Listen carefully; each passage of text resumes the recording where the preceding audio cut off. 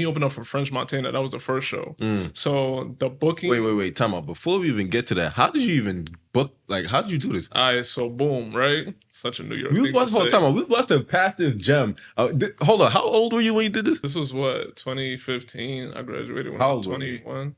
I probably was like 22. So at 22 years old, you was able to book an unsigned artist to Waka Flocka as being the opening act. Yeah, we basically were both managing him, so he was just like looking into like a bunch of stuff, like trying to see like where we can get into, and then he basically hit up the booking person and was like, "Hey, do you have any spots?" And I think the person said no, so we just totally forgot about it.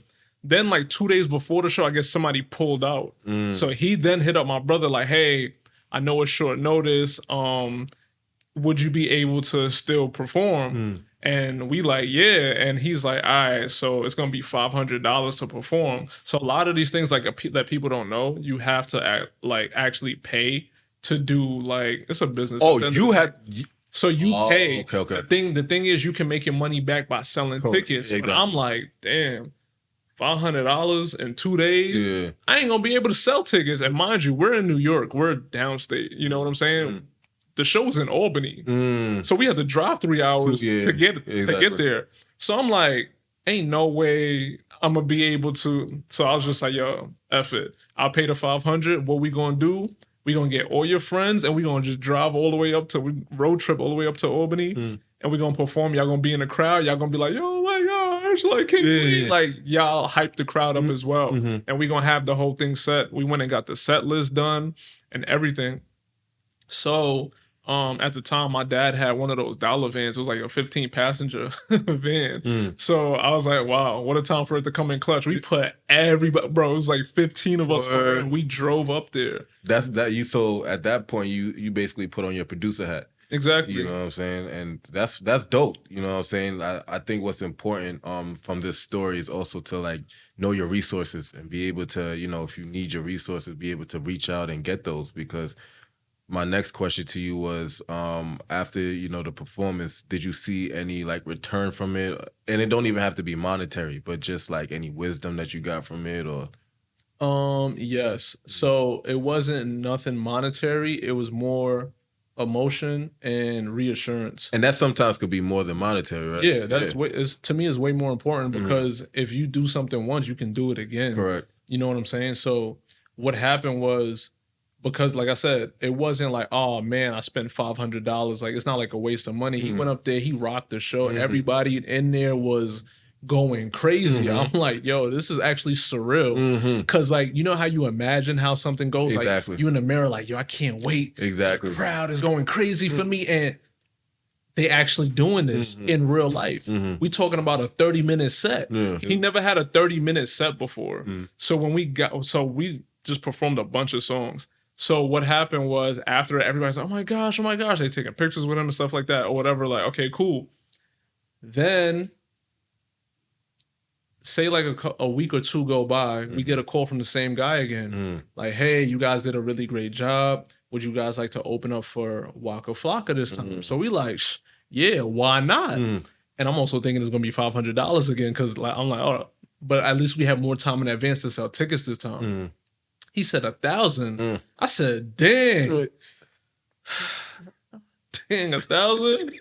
Mind you, I'm spending my own money. Yeah, that's how it is like, in the beginning. Again, I'm first year in grad school. That's how it is in the beginning. So I'm like, yo, I'm about to spend like $1,000. And like $1,000 to a grad school student is like 10 racks. Like, bro, and I'm talking about like, I said, you know what? But I got confidence. Yeah. Especially because of the last time what happened. I said, you know what?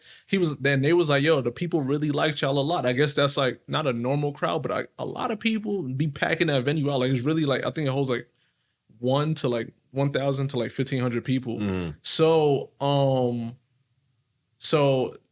it was packed out last time. So I was like, it's gonna be packed out again. So I was like, I bet we'll do it. Like, Why not? It's the opportunity that matters more than anything. And that's one thing I'm always gonna preach. Like, yo, take the opportunity if you got it. Yeah, like Eminem said, like opportunities do come once in a lifetime. Yeah, you feel me? Like, so I paid the $1,000. I was like, I'm not paying for everybody to go up there again. Everybody that's coming this time, you're paying for your own ticket. Exactly. So the tickets was probably going for like, I think like $35, $40. We was selling it for like $30. So you was getting like a $5 discount for the most part.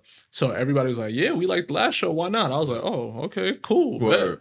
Then even when we got like this time, I was like, nah, we going all out. I went and bought CDs. Yes, CDs. If you Gen Z and you out there and you like, yo, what the hell is a CD? The physical disc that you could put music on. And I don't know who was even listening to CDs at this time because we already transitioned into like iTunes and stuff. But hey, so I found this website. I got 100 CDs for $100. I said, well, you know what I'm gonna do? I'm gonna sell every CD for $10. And once we do that, I was like, I'm gonna make my money back regardless. So if you sell half, exactly. So I mean, even less than half. Yeah, even less than half. Yeah. So I'm just like, all right, so we did that. I was like, I'm hiring a camera person and everything. I'm like, everything's gonna be legit. Like now, when you talk about producer hat, like I'm producing everything like when it comes to this. So I'm like, all right, cool.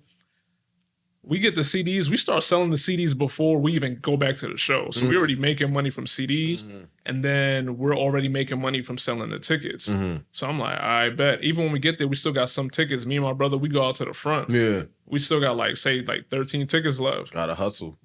That's exactly what it looked like. Like you would have thought we was on the wire in the corner. We like, yo, if you go to the door, they selling it for 37. But I'll give it to you for 30. For real? Facts. Yeah, yo, here. We literally, while sound check going on, we sold the rest of the tickets, went back inside. We performing, we on stage, we hyping, dancing, doing this. Yeah. Then after that, we got the table set up in the back. People are buying the CDs too. Word. People got wristbands, everything. And I'm like, yo, this is crazy. Word. Like, this can really be like a thing. Like, this is like the start of a journey. Like, you know when you're on your way.